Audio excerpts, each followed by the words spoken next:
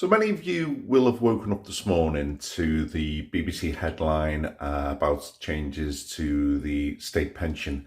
And I just really wanted to give you some thoughts on that. And I think them thoughts are mainly based and formed around some of the comments that people have been leaving on some of the threads I've been doing about state pensions recently.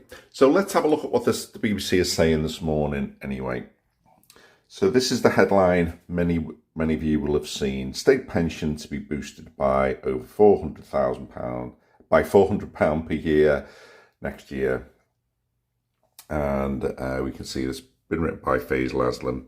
The Treasury expects the new full state pension to be boosted above inflation by over £400 a year in cash terms as a result of the triple lock next April.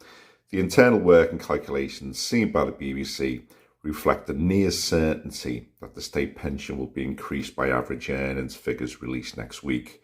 This will take the full state pension for men who were born after 1951 and women born after 1953 to around £12,000 in 25-26 after the £900 increase last year. It's welcome, isn't it, that we're getting an above inflation increase. And I know that the Labour Party are turning that news against the loss of the winter fuel allowance to say that largely makes up for the difference. I do think where we're headed, though, is in the longer term with state pensions. Auto enrolment will solve much of the pensions crisis. For quite a number of years now, people have been auto enrolled in pensions.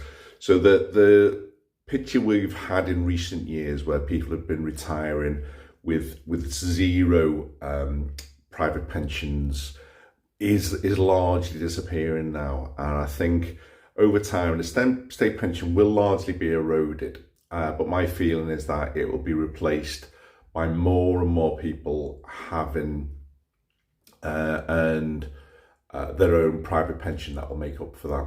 And I think that's generally where auto enrolment's doing well. So at the moment, it's not great, is it? It's you're looking at 5% from your auto enrolment with 3% contributed by your employer.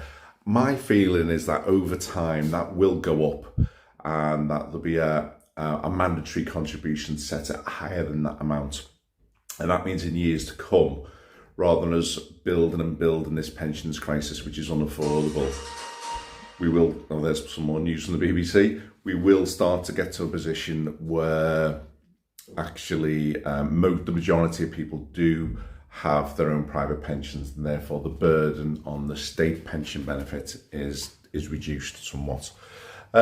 So let me know what you think about this news and what you think about my ideas about auto enrolment, solving some of these problems for the next generation. Thanks.